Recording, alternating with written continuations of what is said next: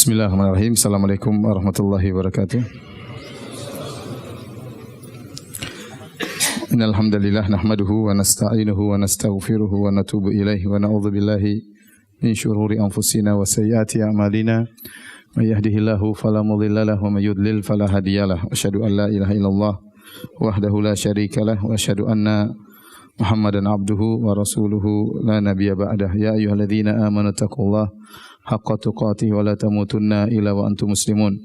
Fa inna asdaqal hadithi kitabullah wa khairal huda huda Muhammadin sallallahu alaihi wasallam wa syarrul umuri muhdatsatuha wa kullu muhdatsatin bid'ah wa kullu bid'atin dhalalah wa kullu dhalalatin finnar. Hadirin dan hadirat yang dirahmati Allah Subhanahu wa taala, alhamdulillah puji dan syukur kita panjatkan kepada Allah Subhanahu wa taala atas segala limpahan karunia yang terus-menerus Allah berikan kepada kita. Salawat dan salam semoga tercurahkan selalu kepada junjungan kita Nabi Muhammad sallallahu alaihi wasallam dan juga kepada keluarganya serta seluruh sahabat beliau tanpa terkecuali. Kita melanjutkan bahasan kita tentang syafaat ya. Kemarin kita sempat singgung tentang hal-hal yang berkaitan dengan syafaat. Kita lanjutkan kembali pembahasannya tentang syafaat. Terakhir kita bahas kemarin tentang syafaatul ammah, syafaat umum. Maksudnya untuk siapa? Berlaku untuk Nabi SAW, untuk para nabi-nabi yang lain, kemudian malaikat, kemudian salihin, kaum mukminin secara umum.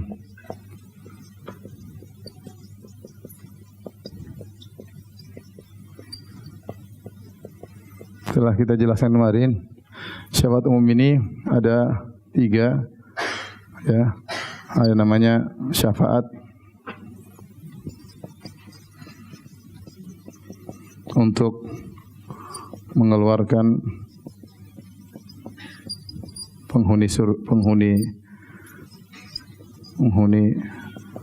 neraka menuju surga. Ada syafaat untuk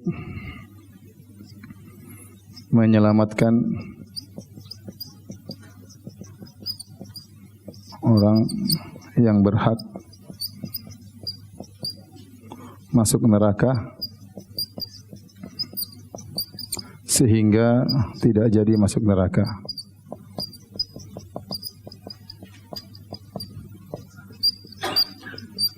Yang ketiga, syafaat untuk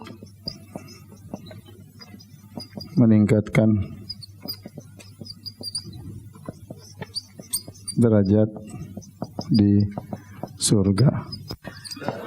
Hadirin dan hadirat yang dirahmati Allah Subhanahu wa taala, syafaat inilah syafaat umum yang berlaku bagi nabi, para anbiya, kemudian para malaikat, para salihin, bahkan kepada kaum mukminin secara umum. Dan dalil-dalil syafaat terlalu banyak, yang terutama yang pertama mengenai syafaat untuk mengeluarkan penghuni neraka menuju surga. Ya, hadis-hadis tentang syafaat sebagaimana kita sebutkan kemarin ya, diingkari oleh orang-orang Khawarij. Terutama masalah ini, masalah mengeluarkan dari neraka menuju surga. Mereka takwil seluruh syafaat adalah untuk meningkatkan derajat di surga. Karena mereka tidak ada masalah orang masuk surga kemudian derajat ditingkatkan. Ini tidak bertentangan dengan akidah mereka. Tapi akidah mereka bertentangan dengan hadis-hadis yang menunjukkan ada penghuni neraka yang dikeluarkan kemudian masuk surga. Jadi ini bertentangan dengan Khawarij dan Mu'tazilah. Khawarij meyakini pelaku dosa besar, kalau masuk pelaku dosa besar kafir, masuk neraka selama-lamanya kekal. Orang-orang Mu'tazilah mengatakan pelaku dosa besar tidak kafir tapi fi manzilah baina manzilatain. Tidak kafir dan tidak muslim di dunia, tapi di akhirat tetap di neraka kekal. Sehingga tidak ada dalam akidah mereka baik Khawarij maupun Mu'tazilah adanya orang yang keluar dari neraka dimasukkan ke surga secara umum. Padahal hadis-hadis syafaat, hadis-hadisnya mutawatir, dikatakan mutawatir maksudnya diriwayatkan lebih daripada 10 sahabat. Dan yang menyatakan hadis-hadis tentang syafaat mutawatir banyak, di antaranya Syekhul Islam Ibn Taimiyah rahimahullahu taala, di antaranya Al-Hafidz Ibnu Hajar Al-Asqalani rahimahullahu taala, kemudian di antaranya murid beliau juga As-Sakhawi, kemudian juga Al-Qadhi Iyad dan yang lainnya, banyak yang menjelaskan bahwasanya hadis-hadis tentang syafaat adalah hadis-hadis mutawatir. Sebagaimana pernyataan seorang penyair, mimma tawatar haditsu man kadzab wa man bana lillahi masjidan wahtasab wa ru'yatun wa syafa'atun wal haudhu wal masu 'alal khufaini wa hadhihi ba'dhu. Kata seorang penyair, di antara hadis-hadis yang mutawatir adalah hadis man kadzaba alayya muta'ammidan falyatabawwa maq'adahu minan nar. Barang siapa yang sengaja berdusta namaku, maka siapkanlah kaplingnya di neraka jahanam. Ini hadisnya mutawatir. Di antara hadis mutawatir, man bana lillahi masjidan banallahu bihi baitan fil jannah. Barang siapa yang bangun masjid karena Allah, maka Allah akan bangunkan bagi dia istana di surga. Istana di surga, ya. Sebagian ulama mengatakan seluruh kalimat rumah di surga artikan aja dengan istana, ya. Jadi bayangannya rumah, padahal semua rumah itu apa? Istana, ya. Kemudian di antara hadis yang mutawatir, wa ru'yatun, hadis tentang ru'ya diriwayatkan sekitar 26 sahabat yang meriwayatkan tentang hadis bahwasanya Allah bisa dilihat di surga kelak. Kemudian tentang syafaat, syafaat juga banyak yang meriwayatkan. Kemudian wal haud sekitar 50 sahabat yang meriwayatkan. Kemudian wal masu 'alal khufain, tentang bolehnya mengusap khuf tatkala seorang berwudu, tidak perlu mencuci kaki, boleh mengusap khuf, dan ini diriwayatkan sekitar 70 sahabat radhiyallahu ta'ala anhum ajma'in. Jadi hadis-hadis tentang syafaat mutawatir tidak mungkin ditolak. Oleh karenanya di zaman sahabat sudah mulai muncul orang-orang berakidah Khawarij dan dibantah oleh para sahabat. Sampai para sahabat seperti Jabir bin Abdullah, Anas bin Malik dan sebagian sahabat, mereka sengaja meriwayatkan hadis-hadis tentang syafaat dalam rangka untuk membantah orang-orang Khawarij, dalam rangka untuk membantah orang-orang Khawarij.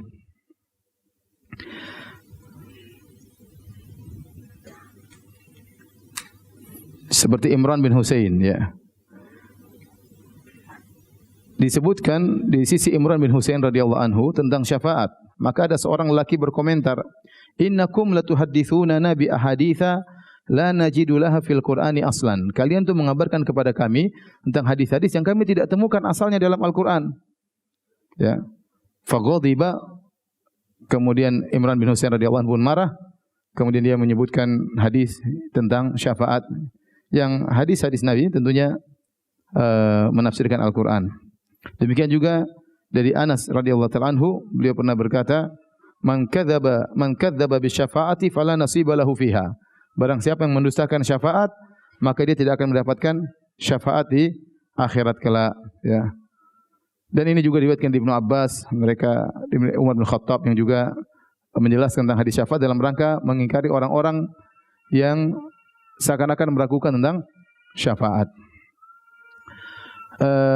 Taib.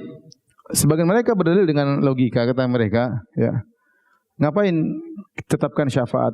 Langsung Allah kenapa pakai lewat-lewat orang aja? Allah langsung selamatkan orang tersebut. Ngapain harus lewat-lewat apa? Orang, ya.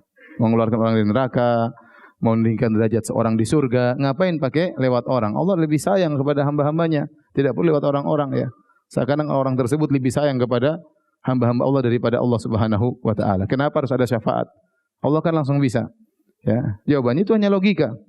Tetapi para ulama menyebutkan di Syekh Islam Taimiyah bahwasanya di antara faedah syafaat itu Allah ingin muliakan hamba-hambanya yang solehin. Allah ingin muliakan hamba-hambanya yang solehin. Di hari kiamat kelak, di antara bentuk pemuliaan Allah kepada hamba yang solehin, Allah memberikan kesempatan kepada mereka untuk beri syafaat kepada orang-orang yang mereka cintai, kepada kerabat mereka, ya, kepada orang-orang sahabat-sahabat mereka yang beriman. Allah muliakan mereka sehingga Allah beri syafaat lewat mereka. Sebagaimana tatkala Nabi Musa alaihissalam memukulkan tongkatnya ke lautan sehingga lautan terbuka, sebenarnya tidak perlu pakai tongkat, lautan bisa terbuka, ya. Tidak perlu pakai Nabi Musa, lautan bisa terbuka. Tapi Allah ingin memuliakan Nabi Musa alaihissalam sehingga terjadinya mukjizat tersebut melewati tongkat Nabi Musa alaihissalam. Taib, adapun dalil-dalil tentang model yang pertama, syafaat untuk mengeluarkan orang masuk neraka keluar menuju surga, banyak sekali. Di antaranya dalam Sahih Muslim dari hadis Abu Sa'id Al-Khudri radhiyallahu anhu secara marfu', Nabi bersabda, "Fa walladzi nafsi biyadihi." Demi zat yang jiwaku berada di tangannya. "Ma minkum min ahadin bi ashadda munasyadatan lillah fi istiqsa'il haqqi minal mu'minina lillah yaumal qiyamah li ikhwanihim." Tidaklah salah seorang dari kalian benar-benar memohon kepada Allah Subhanahu wa taala untuk dipenuhi haknya sebagaimana permintaan tidak lebih kuat sebagaimana permintaan kaum mukminin kepada Allah agar menyelamatkan kawan-kawan mereka yang sudah masuk dalam neraka Jahannam. Jadi Nabi ingin menjelaskan bahwasanya di hari kiamat kelak benar-benar ada kaum mukminin yang benar-benar sangat mohon kepada Allah Subhanahu wa taala agar kaum saudara kawan-kawan yang masuk neraka bisa dikeluarkan dari neraka Jahannam. Seperti kalau kita di dunia, kita punya tanah diambil sama orang, maka kita tuntut di hakim, kita minta agar tanah kita dikembalikan dan kita benar-benar serius, kita benar-benar datangkan bukti-bukti, kita datangkan hujah-hujah, kita datangkan pengacara agar tanah kita bisa kembali. Nabi mengatakan permintaan seorang mukmin di dunia untuk seperti ini itu masih kurang kencang dibandingkan permintaan kaum mukminin tatkala di hari kiamat kelak mereka minta kepada Allah agar Allah mengeluarkan kawan-kawan mereka yang masuk dalam neraka Jahannam. Yaqulun, mereka berkata, Rabbana kanu yasumun ma'ana wa yusallun wa yahujjun. Ya Rabb kami, kawan-kawan kami dahulu, mereka berpuasa bersama kami. Mereka juga solat bersama kami dan mereka juga berhaji bersama kami. Tapi sekarang mereka di neraka Jahannam. Ini dalil bahwasanya ada orang-orang yang solat masuk neraka. Ada yang puasa masuk apa? Neraka. Bahkan ada yang haji masuk neraka. Ada yang ikut pengajian juga masuk neraka. Emang pengajian tidak masuk neraka? Ya. Sebagaimana ada yang solat bisa masuk neraka, ada yang puasa bisa masuk neraka, ada yang berhaji bisa masuk neraka, ada yang haji juga masuk neraka. Ada ahli tauhid juga masuk neraka kalau tauhidnya ternyata tidak kuat. Oleh karena disebutkan oleh Al-Hafidz Ibnu Hajar dan Ibnu Taimiyah ijma' mutawatir bahwasanya hadis-hadis banyak menunjukkan ada sebagian ahli tauhid yang mereka masuk dalam neraka Jahannam. Maka jangan seorang saya sudah bertauhid kemudian dia fayattakilu, dia bersandar kepada tauhidnya sehingga dia menggampangkan permasalahan, dia gampangkan maksiat, dia gampangkan tidak bayar hutang, dia gampangkan bersikap kasar kepada istrinya, dia tidak berbakti kepada orang tuanya, dia bermudah-mudah berbohong dengan alasan saya sudah bertauhid. Ingatlah bahwasanya sebagaimana disebut dalam hadis ini ada yang salat masuk neraka, yang berhaji masuk neraka, yang puasa masuk neraka, demikian juga ada orang yang bertauhid juga masuk dalam neraka Jahannam. Taib. Fa yuqalu lahum, maka dikatakan kepada mereka, akhriju man araftahum. Akhriju man araftum. Ini pemulihan Allah kepada kaum mukminin. Kata Allah, keluarkanlah dari neraka orang-orang yang kalian kenal. Fatahrumu suwaruhum 'alan nar. Dan orang-orang di adab dalam neraka tersebut, kaum mukminin yang salat, yang haji, yang puasa tersebut, bentuk mereka masih jelas ya. Masih bisa dibedakan satu dengan yang lainnya sehingga bisa dicari. Mereka para orang kaum ini mencari orang-orang yang mereka kenal. Fayukhrijuna atau fayukhrijuna khalqan katsiran. Maka kaum ini mengeluarkan banyak dari neraka orang-orang, banyak sekali. Banyak dikeluarkan. Entah sudah berapa lama mereka dipanggang dalam neraka Jahannam. Ada saatnya Allah izinkan kasih syafaat kepada kaum mukminin, maka kaum mukminin kemudian mengeluarkan mereka dari neraka Jahannam dan jumlah sangat banyak. Dalam sebagian riwayat kata Allah, akhriju man kana fi qalbihi mithqalu dinar minal iman. Keluarkanlah dari neraka Jahannam orang yang punya iman sebesar keping dinar. Maka dicarilah kemudian dikeluarkan. Setelah dikeluarkan kata Allah, kata mereka sudah selesai Allah, semuanya sudah dikeluarkan. Kata Allah, keluarkan juga dari neraka orang yang punya iman setengah dari keping dinar. Dicari lagi yang imannya lebih rendah, yang dibakar, keluarkan lagi. Kemudian kata Allah Subhanahu wa taala di akhir hadis, syafa'atil malaikatu, para malaikat sudah memberi syafaat. Wa syafa'al nabiyyun, para nabi sudah memberi syafaat. Wa syafa'al mu'minun, dan kaum mukminin juga sudah memberi syafaat. Walam yabqa illa arhamur rahimin, dan tidak tersisa kecuali syafaat atau kecuali kasih sayang Allah Subhanahu wa taala yang Maha Pengasih lagi Maha Penyayang. Fayaqbidu qabdatan minan nar, fayukhriju minha qauman lam ya'malu khairan qat. Maka tinggal sisa orang-orang yang tidak punya amalan, yang paling parah-parah tapi masih belum kafir ya, dalam neraka Jahannam. Maka Allah mengeluarkan mereka dengan satu genggaman. Allah keluarkan banyak sekali orang-orang yang mereka tidak pernah beramal kebaikan sedikit pun. Artinya amal mereka sangat sedikit. Akhirnya mereka dikeluarkan dari neraka jahanam. Ini dalil bahwasanya kaum mukminin memberi syafaat dan bisa mengeluarkan orang dari neraka menuju surga Allah Subhanahu wa taala. Dalam hadis yang lain diriwayatkan juga oleh Al-Imam Al-Bukhari dan Imam Muslim dari Imran bin Husain radhiyallahu anhuma, beliau berkata Rasulullah sallallahu alaihi wasallam bersabda, "Yakhruju qaumun minan nari bi syafaati Muhammadin sallallahu alaihi wasallam." Keluar dari neraka jahanam ya suatu kaum dengan syafaat Muhammad sallallahu alaihi wasallam. Fayadkhulunal jannah, setelah diberi syafaat oleh Nabi.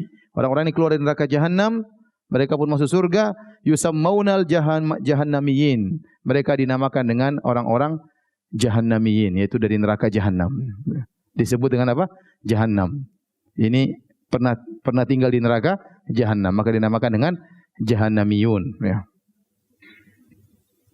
Dalam riwayat yang lain dari Jabir bin Abdullah radhiyallahu anhu datang secara umum, yakhruju minan nari bisyafa'ah, ya, keluar dari neraka jahanam dengan syafaat secara umum, syafaat Nabi maupun syafaat yang lainnya. Ya, ini dalil bahwasanya di antara syafaat umum bagi kaum mukminin ya, dan juga malaikat dan juga para anbiya bisa mengeluarkan orang-orang dari neraka menuju surga Allah Subhanahu wa taala. Semoga kita tidak termasuk dari jahannamiyin ya. Semoga kita langsung masuk surga ya. Ya. Tenang aja, orang Islam pasti masuk surga, iya, tapi jangan jadi jahannamiyin. Kita enggak tahu di siksa neraka berapa lama baru kemudian dikeluarkan ya. Kalau bisa masuk surga tanpa azab dan tanpa hisab. Taib. Yang kedua, menyelamatkan orang yang berhak masuk neraka sehingga tidak jadi masuk neraka. Ya, sebenarnya orang-orang tersebut berhak masuk neraka, tapi namun tidak jadi masuk neraka. Para ulama menyebutkan dalil, di antaranya hadis Rasulullah SAW bersabda, "Ma min muslimin yamut fayaqumu ala janazatihi arba'una rajulan la yusyrikuna billahi syai'an illa syafa'ahumullahu fihi." Syafa'ahumullahu fihi. Tidaklah seorang muslim meninggal dunia kemudian disolatkan oleh 40 orang ahli tauhid yang tidak berbuat syirik sama sekali kepada Allah Subhanahu wa taala, kecuali Allah akan menerima syafaat mereka atau Allah akan berikan syafaat, mengizinkan syafaat 40 orang tersebut kepada jenazah tadi.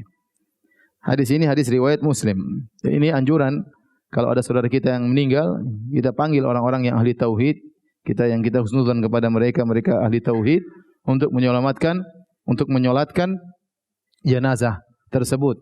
Karena kalau didoakan atau disolatkan oleh 40 orang ahli tauhid, maka syafaat mereka akan bermanfaat bagi jenazah ini.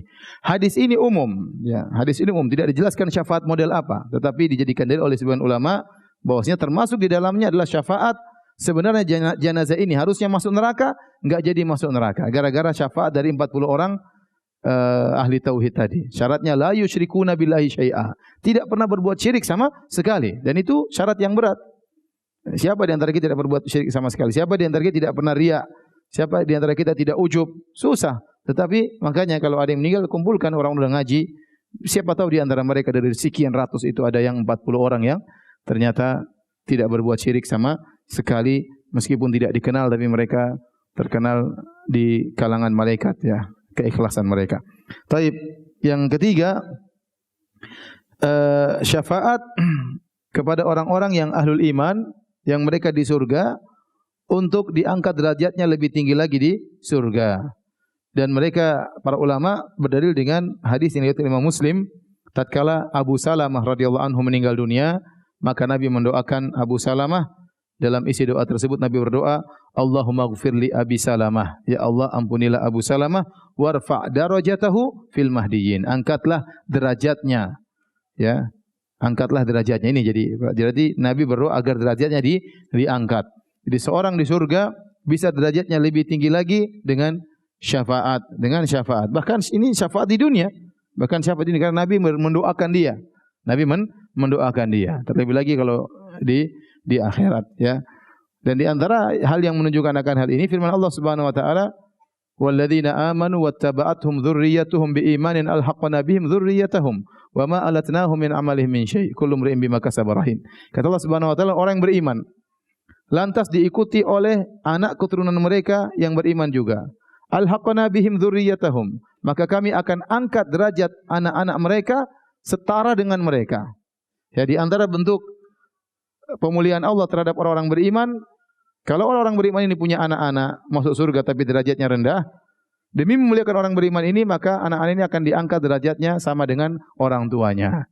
Ini berarti derajatnya terangkat di surga, dari surga yang lebih rendah menuju surga yang lebih tinggi. Surga yang lebih rendah dari surga yang menuju surga yang lebih tinggi, dan derajat surga tentunya sangat banyak ya. Kita tidak tahu berapa untuk mujahidin saja. A'adallahu fil jannah mi'ata darajah lil mujahidin. Allah siapkan 100 derajat di surga bagi orang yang berjihad. Bahkan Allah mengatakan bahwasanya derajat di surga itu sampai 6.000 sekian derajat. Berdasarkan hadis Nabi sallallahu alaihi wasallam, yuqalu li ahlil Qur'an, dikatakan kepada orang yang hafal Quran, iqra wartaqi warattil kama kunta turatil fid dunya fa inna manzilataka fil jannah inda akhiri ayatin takra'uha. Dalam hadis kata Nabi sallallahu alaihi wasallam dikatakan kepada orang yang menghafal Quran, bacalah dan naiklah derajatmu di surga. Sungguhnya ya, dan bacalah dengan tartil, dengan tajwid sebagaimana kau baca di dunia. Sungguhnya kedudukanmu adalah di akhir ayat yang kau baca. Sehingga sebagian ulama dan banyak seperti Ibnu Hajar, kemudian Ibnul Mulaqin dan banyak ulama menyatakan bahwasanya di surga itu derajatnya sesuai dengan jumlah ayat Al-Qur'an, 6.000 sekian. Jumlah ayat Al-Qur'an 6.000 sekian kan, lebih daripada 6.000 ayat. Dan masing-masing antara satu derajat dengan derajat yang lain kama baina sama'i wal ard, seperti antara langit dan bumi ya. Makanya seorang berusaha untuk mencapai derajat surga yang tertinggi. Semakin tinggi derajat surganya tentu semakin nikmatnya lebih berkualitas ya. Tentunya bidadarinya mestinya berbeda ya. Mudah-mudahan demikian. Seharusnya demikian, lebih tinggi. Kalau enggak ada bedanya apa fungsinya? Walikullin darajatun mimma amilu. Masing-masing mendapatkan derajat sesuai dengan amal yang mereka perbuat ya. Maka di antara syafaat kaum mukminin adalah mengangkat derajat orang yang sudah di surga, diangkat derajatnya lebih tinggi lagi. Taib, hadirin dan hadirat yang Allah Subhanahu wa taala, kita akan bahas pembahasan berikutnya tentang syarat terjadinya syafaat. Sudah kita singgung pada pertemuan lalu, asy-syafa'atul mutsbatah, syafaat yang ada ditetapkan dalam nusus Al-Qur'an maupun sunnah. Ada syarat syafaat al-manfiyah, syafaat yang ditolak oleh Allah Subhanahu wa taala. Adapun syafaat al-mutsbatah, syafaat yang ditetapkan, ada syarat-syaratnya 3.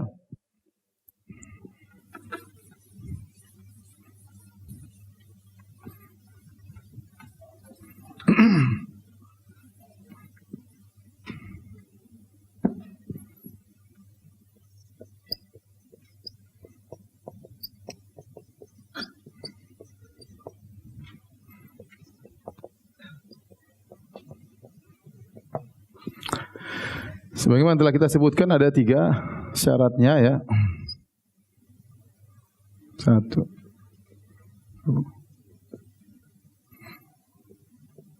Yang pertama, keridhaan Allah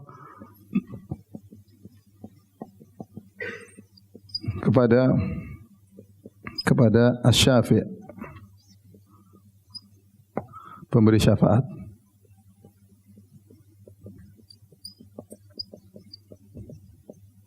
Dalam bahasa Arab, ridallah anis syafi'. Yang kemudian yang kedua, izin Allah kepada pemberi syafaat.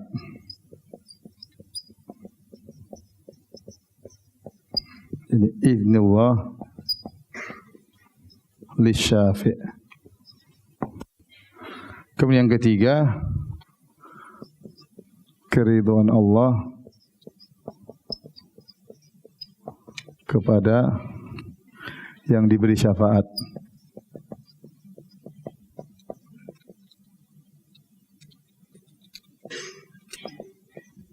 Atau ridha Allah anil masyfu' lahu. Baik, ini 3 syarat agar syafaat bisa diterima. Adapun tentunya pertama orang yang hendak memberi syafaat diridhoi oleh Allah Subhanahu wa taala. Dan siapa yang diridhoi oleh Allah Subhanahu wa taala tentunya adalah ahli tauhid, orang kaum mukminin, yaitu kaum mukminin, orang yang beriman. Beriman, bertauhid, ya. Ini yang berhak memberi syafaat. Kemudian di antaranya orang yang sayang kepada kaum mukminin.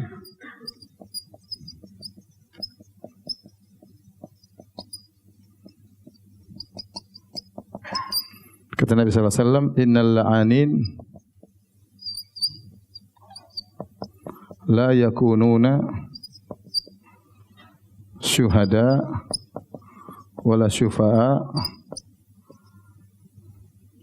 yaumil qiyamah."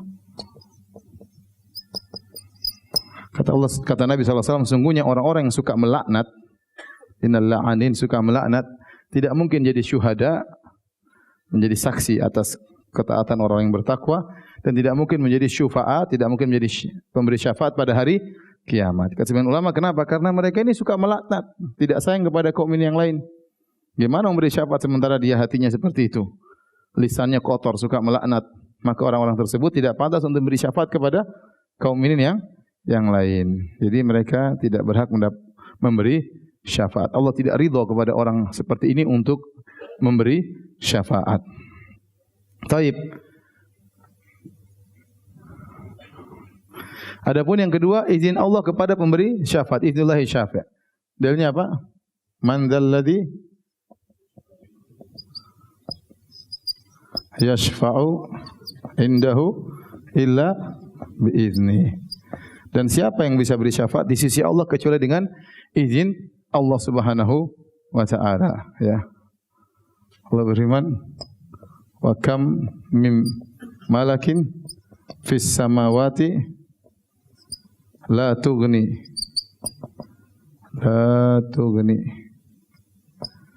syafa'atuhum syai'an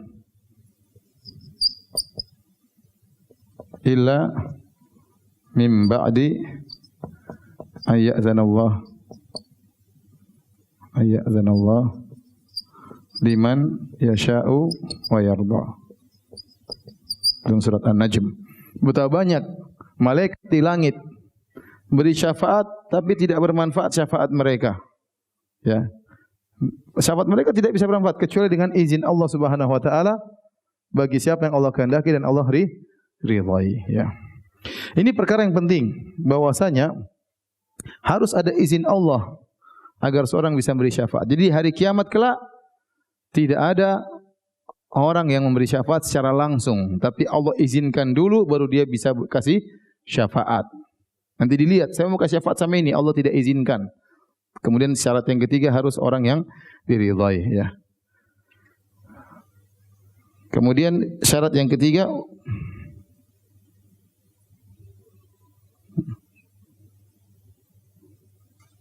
kata Allah Subhanahu wa taala, "Wala yashfa'una illa liman irtada." Dan mereka tidak memberi syafaat kecuali kepada yang Allah ridhai.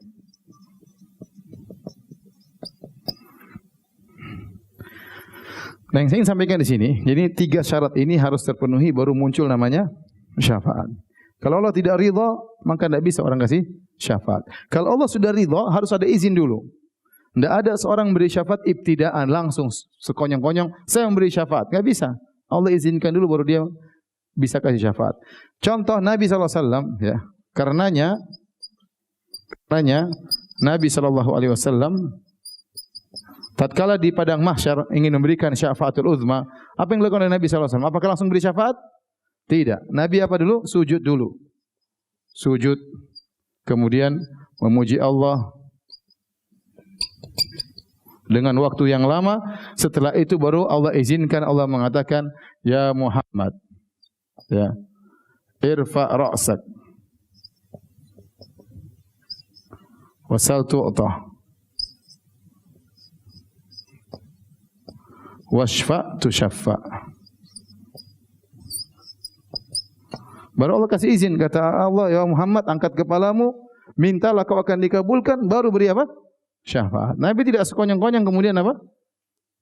Minta Nabi minta izin dulu, sujud dulu. Sujud di bawah arsy Allah, memuji-muji Allah, ya. Baru kemudian Allah kasih izin untuk beri syafaat.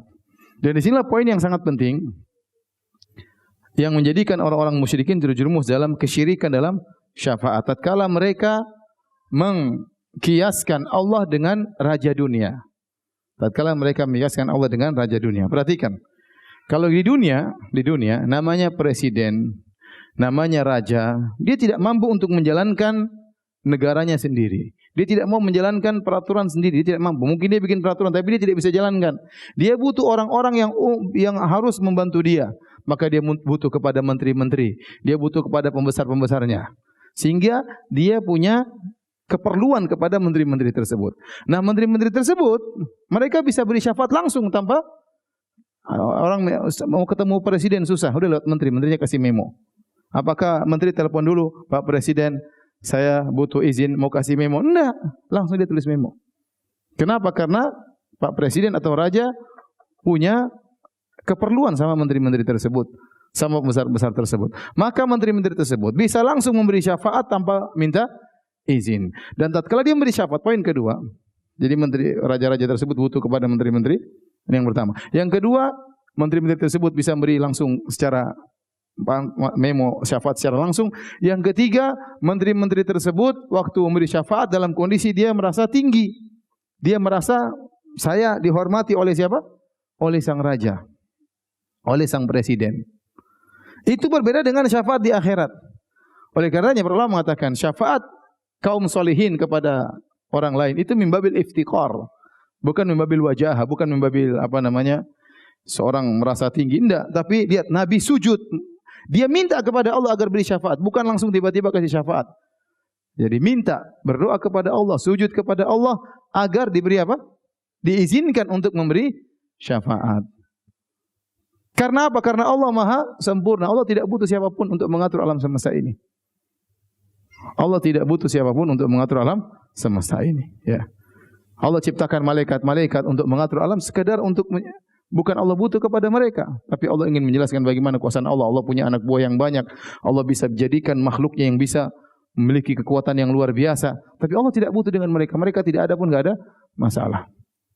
Makanya tatkala hari kiamat kelak, kata Allah Subhanahu wa taala, ya wa nufikha fis sur fa sa'iqa man fis samawati man fil ardi illa masyaallah. Semuanya mati, ditiupkan sangkakala, semuanya mati. Allah atur alam tatkala itu. Allah hancurkan, Allah adakan lagi, semuanya mati. Ya.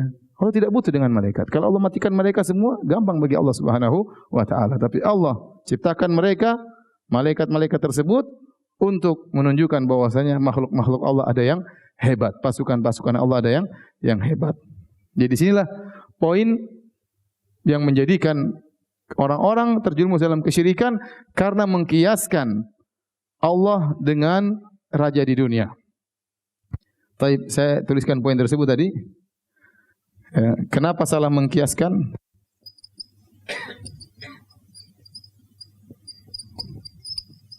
Tadi kalau raja dunia gimana? Kalau raja dunia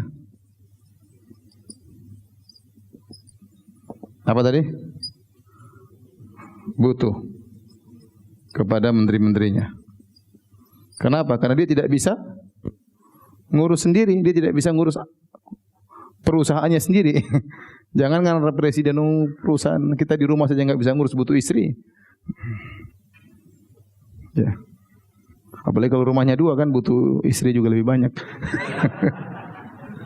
Ada-ada aja Ustaz ya.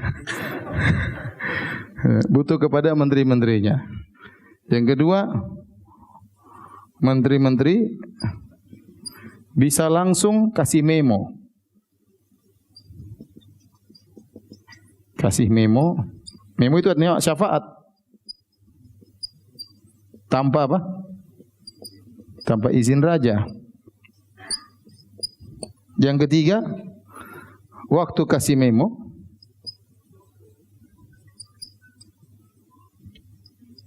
dia pede. Iya kan? Dia pede karena dia tahu raja butuh sama dia. Paham? Karena dia tahu raja butuh dan menghormatinya.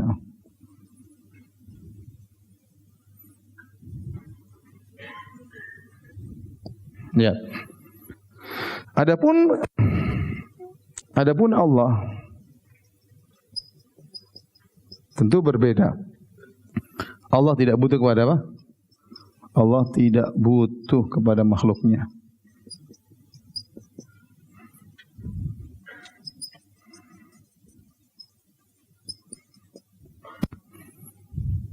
Yang kedua,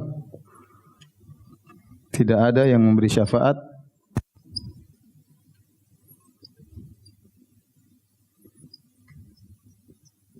secara langsung. Tapi harus minta apa? Harus minta izin, harus minta izin. Yang ketiga tadi apa? Pemberi syafaat merasa hina di hadapan Allah.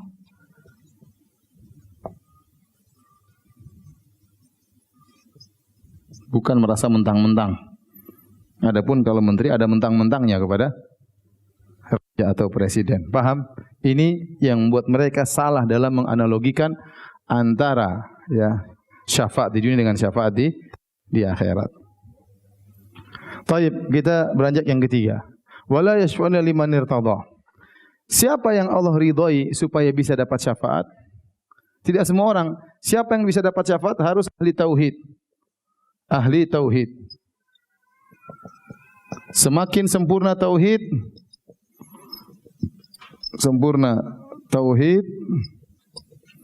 semakin berkesempatan dapat syafaat. Dapat syafaat.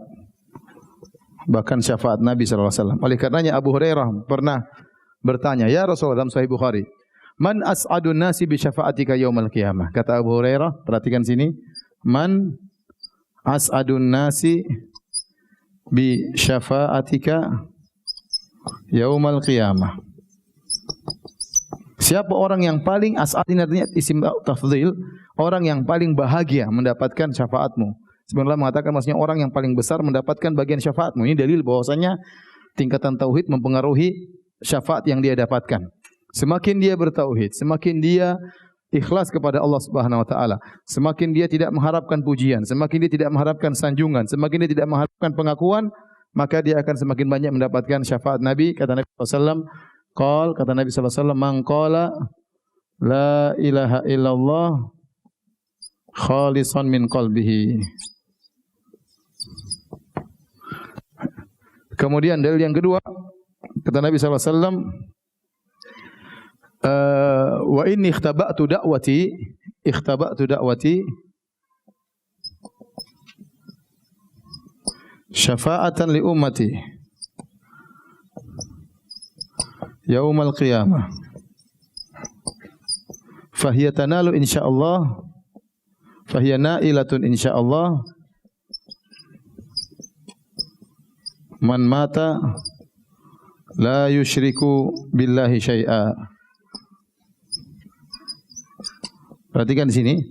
Nabi mengatakan, saya punya doa yang saya simpan.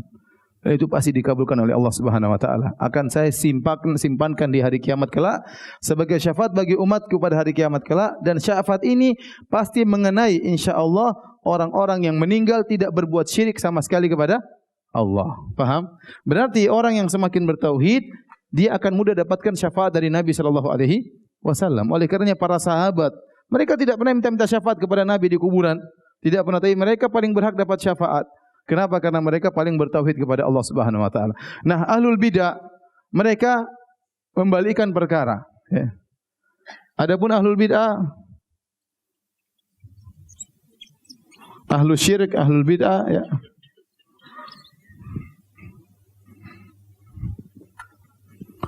Mereka menjadikan sebab untuk dapat syafaat adalah kesyirikan. Dengan minta-minta kepada penghuni kubur.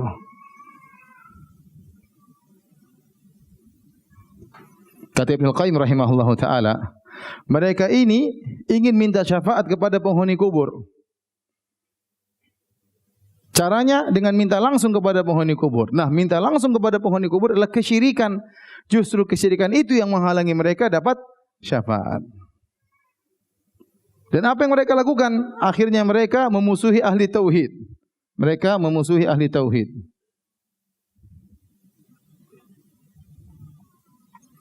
Mereka merendahkan Allah.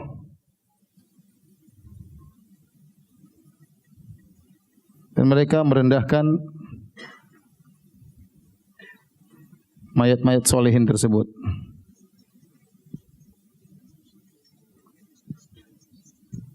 Kenapa? Mereka akhirnya musuh ahli tauhid mengatakan, jangan kalian minta kepada penghuni kubur. Kata mereka, kalian tidak menghargai wali-wali Allah. Ini wali-wali Allah punya kedudukan di sisi Allah. Kita minta syafaat dari mereka. Ya. Padahal perjalanannya panjang. Ya. Ini wali-wali Allah harus dikasih izin dulu oleh Allah Subhanahu wa taala, harus minta izin dulu kepada Allah. Kalau Allah sudah kasih izin, mereka tidak bisa sembarang kasih syafaat, tapi harus kepada orang yang Allah apa? Ridhai. Ya. Terus tidak semua syafaat, mungkin syafaat tertentu yang Allah berikan. Tidak syafaat bebas terbuka seperti itu.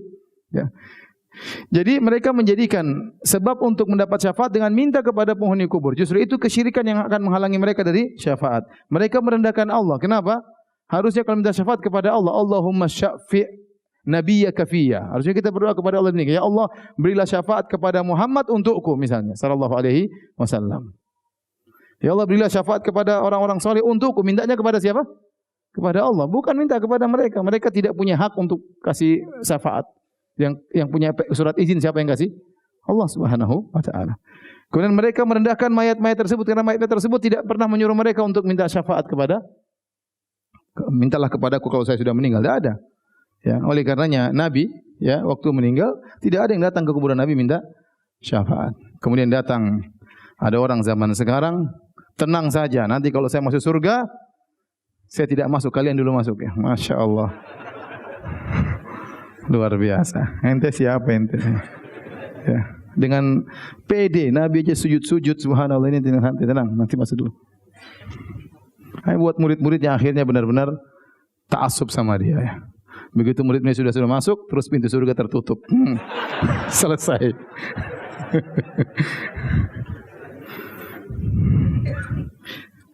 Baik. Masih ada waktu? Baik. Kita bacakan dalil-dalil yang dibawakan oleh Syekh Muhammad Wahab dalam kitab Tauhid. Silakan dibuka Babus Syafaat. Beliau menyebutkan beberapa dalil yang berkaitan dengan syafaat. Yang pertama, Allah Subhanahu wa taala berfirman ya. Jadi tujuan syafaat ini apa? Tujuan syafaat. Sebelum saya lupa, sebagaimana penjelasan Ibnu Taimiyah rahimahullah taala, syafaat adalah memuliakan syafi'. Allah muliakan dia untuk memberi syafaat, untuk membantu orang-orang yang mereka cintai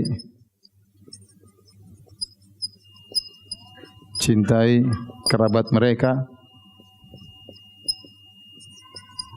jika memenuhi syarat ya. Yang kedua, rahmat Allah bagi ya al-masyfu' lahu yang diberi syafaat. Gara-gara ada syafaat ini, akhirnya mereka ada yang keluar dari neraka menuju surga, ada yang harusnya masuk neraka enggak jadi masuk neraka, ada yang di surga derajatnya semakin apa? Ditinggikan. Ini tujuan daripada syafaat ya. Azan kah? Oke deh. Baik, azan, silakan.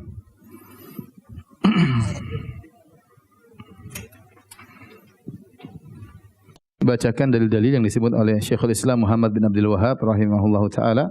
Yang pertama dalam surat Al-An'am ayat 51, Allah berfirman, "Wa anzir bihil ladzina yakhafuna an yuhsyaru ila rabbihim laisa lahum min dunihi waliyyun wala syafi'un la'allahum yattaqun." Kata Allah, wahai Muhammad, berilah peringatan kepada orang-orang dengan Al-Quran, berilah peringatan dengan Al-Quran kepada orang-orang yang takut untuk dikumpulkan kepada Allah. Itu orang ahli tauhid, orang yang beriman, yang mereka khawatir dikumpulkan di padang mahsyar sehingga mereka banyak beramal saleh. Berilah peringatan kepada mereka. Peringatan apa?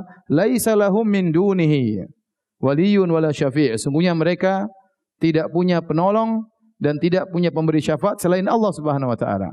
La'allahum yattaqun, agar mereka bertakwa. Agar mereka bertakwa. Ini ayat menunjukkan bahwasanya sebenarnya syafaat murni milik Allah Subhanahu wa taala. Makanya ayat selanjutnya, "Qul lillahi syafa'atu jami'an." Katakanlah bahwasanya seluruh syafaat adalah milik Allah. Artinya apa? Semua tidak terjadi syafaat kecuali dengan izin siapa? Izin Allah. Kalau Allah tidak mengizinkan, tidak ada namanya syafaat. Allah harus ridha kepada pemberi syafaat. Tahapan pertama, Allah ridha dulu. Dia berhak enggak untuk beri syafaat. Setelah dia berhak untuk beri syafaat, baru Allah kasih apa? Izin. Setelah ada izin, baru kemudian siapa yang berhak dapat syafaat. Jadi berhak, siapa berhak dapat memberi syafaat, dapat izin, kemudian siapa yang berhak untuk diberi syafaat. Ada prosesnya. Ya, oleh karenanya ini semua menunjukkan syafaat hanyalah milik Allah. Nah, Allah ingatkan, wahai Muhammad, kabarkanlah kepada mereka orang yang bertakwa, orang yang salihin, yang takut tentang hari kiamat, bahwasanya mereka tidak punya penolong dan tidak punya memberi syafaat, ya, selain Allah Subhanahu wa taala. Kata Allah, la'allahum yattaqun, agar mereka bertakwa. Jadi, saya ingatkan kepada antum semua, waktu kita bahas syafaat seperti ini, bahwasanya ada seorang mukmin bisa beri syafaat kepada kawannya, bukan berarti kita kemudian menggampang-gampangkan. Tenang aja, kawan saya orang-orang soleh kok. Syekh kenalan saya. Nanti dia kenal saya. Saya pernah ajak makan sama dia. Bukan seperti itu, justru la'allahum yattaqun, agar mereka bertakwa. Ya. Karena masalah syafaat itu sesuatu yang tidak pasti. Tapi kalau Anda beramal soleh, Anda baca Quran itu pasti. Iqra'ul Quran fa innahu ya'ti yaumal qiyamah syafi'an li ashabihi. Bacalah Al-Quran. Sungguhnya Al-Quran akan beri syafaat bagi pembacanya pada hari kiamat, pasti. Adapun kawan dengan kawan belum tentu. Ya. Belum tentu dia ingat sama ente, belum tentu. Ente pernah kasih dia apa, dia ingat sama ente. Belum tentu dia ingat. Kemudian belum tentu dia bisa beri syafaat sebanyak-banyaknya. Misalnya kita qadarullah ternyata Allah kasih dia izin beri syafaat kepada 5 orang. Coba ya. Ente nomor ke-25. Ente enggak dapat. Jadi jangan berharap sama orang. Itu akan ada dengan sendirinya. Kalau Anda baik, suatu saat dia akan beri syafaat, ya. Allah yang menggerakkan hatinya untuk mengingat Anda, untuk beri syafaat kepada Anda. Tapi ingat, pembahasan syafaat ini bukan kita akhirnya bersandar seperti ahlul bidah yang bersandar kepada kiainya, yang bersandar kepada habibnya, yang bersandar kepada mursyidnya. Tenang aja, yang penting ada ini. Enggak, Islam tidak mengajarkan demikian. Masing-masing selamat dengan amalnya sendiri. Oleh karena Nabi berkata kepada bibinya, "Ya Safiyatu ammatu Rasulillah, la ugni anki minallahi syai'a, anqidhi nafsak." Wahai Safiyah, bibinya Nabi, selamatkan dirimu, aku tidak bisa menolong engkau sama sekali kalau Allah tidak izinkan tentunya. Nabi ucapkan hal ini kepada putrinya, "Ya Fatimatu bintu Muhammadin, wahai Fatimah, putrinya Muhammad, salini mimali ma syi'ti, mintalah harta kepada aku akan berikan. Tapi ingat, la ugni anki minallahi syai', aku tidak bisa menolong engkau sama sekali kalau Allah tidak izinkan." Maka jangan berharap kepada orang, ya. Kita, ya, harapan tersebut ada, tapi bukan itu yang utama. Yang utama adalah amal soleh sendiri. Amal soleh sendiri. Kalau kita tidak berhak dapat syafaat, maka tidak ada yang bisa memberikan syafaat kepada kita. Lihatlah, Rasulullah SAW tidak bisa beri syafaat kepada pamannya Abu Talib di akhirat kecuali hanya sekedar untuk diringankan adabnya. Tidak bisa keluar dari neraka jahanam. Nabi Ibrahim AS tidak bisa beri syafaat kepada orang tuanya. Orang tuanya masuk neraka jahanam. Rasulullah SAW ingin mendoakan ibunya, dilarang oleh Allah Subhanahu wa taala. Ya, kekerabatan tidak bermanfaat kalau ternyata seorang tidak beriman kepada Allah Subhanahu wa taala. Jadi pembahasan tentang syafaat itu maksudnya la'allahum yattaqun, agar mereka bertakwa. Semakin kita meningkatkan ketakwaan. Taib. Ayat berikutnya Jelas kata Allah, "Man dzalladzi yashfa'u 'indahu illa bi'idznih." Dan siapa yang bisa beri syafaat di sisi Allah kecuali dengan izin Allah. Sudah kita bahas tadi ya bahwasanya syafaat hanya bisa kalau diizinkan oleh Allah Subhanahu wa taala. Ayat berikutnya sudah kita bahas. Wa kam mim malakin fis samawati la tughni syafa'atuhum syai'an. Betapa banyak malaikat di langit dan malaikat sangat soleh. Jauh kesolehan malaikat daripada kita. Ya. Makhluk yang al-muqarrabin didekatkan kepada Allah Subhanahu wa taala. Sangat dekat dengan Allah. Ya. Dari sisi posisi, dari sisi kedudukan. Namun syafaat mereka ternyata tidak bermanfaat illa min ba'di ayyadzana Allahu liman yasha'u wa yarda, kecuali setelah diizinkan oleh Allah dan kepada orang yang Allah ridhai. Kemudian yang terakhir, ini ayat yang disebut oleh Al-Imam Ibnu Qayyim rahimahullahu taala adalah ayat yang menghancurkan seluruh sebab kesyirikan. Tolong dihapus. Sudah difoto belum? Sudah. Hapus. Ayat dalam surat As-Saba ayat 22 sampai 23. Saya bacakan firman-Nya. Qul ud'u alladzina za'amtum min dunillah la yamlikuna mithqala dzarratin fis samawati wala fil ardi. Katakanlah wahai Muhammad, serulah ya orang-orang yang kalian menyangka, yang kalian sembah selain Allah. Sungguhnya mereka itu tidak memiliki sebesar darah pun, sesuatu pun di langit maupun di bumi. Tidak ada yang mereka miliki. Mereka tidak pernah menciptakan itu semua. Kemudian wa malahum fihi min syirkin, dan mereka juga tidak pernah dikasih izin untuk memiliki ya, punya saham dalam kepemilikan, tidak ada. Wa malahu minhum min dhahir, dan selain mereka tidak punya saham, ternyata mereka juga tidak pernah membantu ya dalam perjalanan pengaturan alam semesta. Wala tanfa'u syafa'atu indahu illa liman adzinalah, dan tidak bermanfaat di sisi Allah kecuali bagi orang yang diizinkan oleh Allah Subhanahu wa taala. Kata Ibnu Qayyim rahimahullah taala, inilah sebab-sebab kesyirikan. Kenapa orang musyrik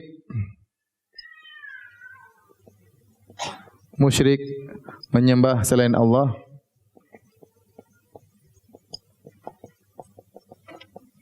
Kenapa? Dia perlu manfaat. Mendapatkan manfaat.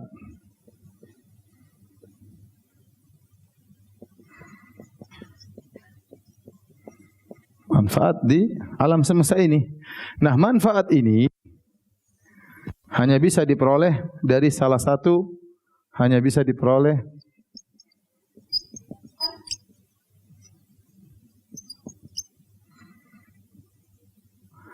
dari salah satu dari 4 macam ya. Maka Allah Subhanahu wa taala dalam surat Saba ini mengurutkan tentang sahibul manfaah yang bisa memberikan manfaat dari yang paling tinggi sampai yang ke bawah. Yang pertama adalah Tuhan pencipta alam semesta.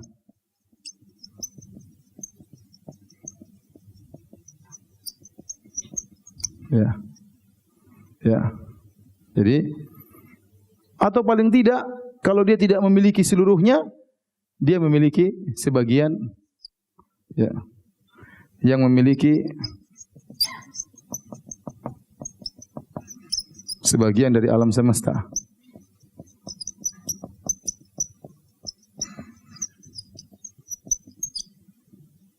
Yang kedua. Yang ketiga, kalau tidak, maka yang ikut bantu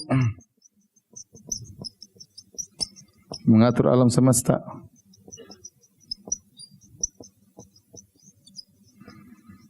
Kalau enggak mengatur juga, yang keempat yang bisa kasih syafaat.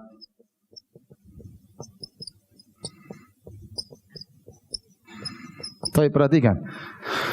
Syarat pertama yang mereka sembah, apakah mereka memiliki alam semesta? Jawabannya tidak. Wala mithqala dzarrah, tidak ada sedikit pun yang mereka punyai di alam semesta. Semuanya diciptakan oleh Allah Subhanahu wa taala.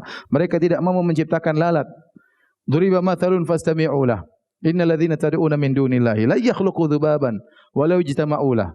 Wahai manusia sekalian, diberikan perumpamaan bagi kalian. Sungguhnya kalian yang kalian sembah selain Allah itu tidak mampu menciptakan seekor lalat meskipun mereka bersatu padu untuk menciptakan seekor lalat. Enggak bisa. Jangankan lalat. Kata dalam hadis qudsi, "Fal yakhluqu habbatan au dzarratan au sya'iratan." Coba mereka suruh ciptakan sebuah biji. Biji diciptakan, suruh seluruh sesembahan-sembahan, seluruh nabi-nabi yang disembah, seluruh malaikat-malaikat yang disembah, seluruh jin-jin yang disembah, suruh ciptakan biji, kalau ditanam di tanah tumbuh, enggak bisa. Ya. Yang bisa ciptakan cuma siapa? Allah Subhanahu wa taala. Kalau gitu mereka tidak memiliki apa-apa di alam semesta ini. Kalau mereka punya sesuatu yang bisa kasih manfaat, mereka berhak disembah. Ternyata tidak ada. Jadi mereka tidak memiliki apa-apa. Ini yang pertama.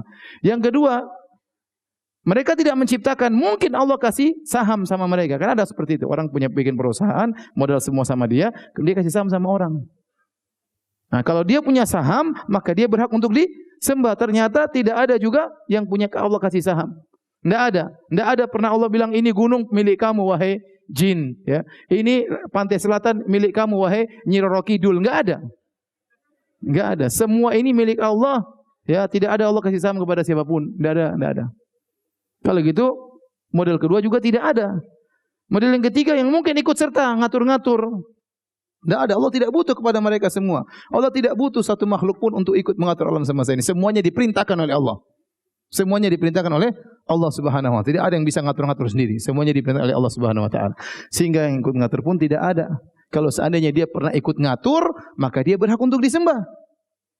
Ternyata dia tidak ada yang mengatur kecuali Allah, maka tidak ada yang berhak untuk disembah. Kemudian keempat, kalau pertama tidak ada, kedua tidak ada, ketiga mungkin keempat. Mungkin dia tidak menciptakan, mungkin dia tidak ikut memiliki, mungkin dia tidak ikut mengatur, tapi mungkin dia bisa kasih syafaat. Ternyata ini pun ditolak. Dia tidak bisa kasih syafaat kecuali diizinkan oleh siapa? Allah. Kalau gitu ngapain sembah ini semua? Yang berhak disembah cuma siapa? Allah Subhanahu wa taala. Baik.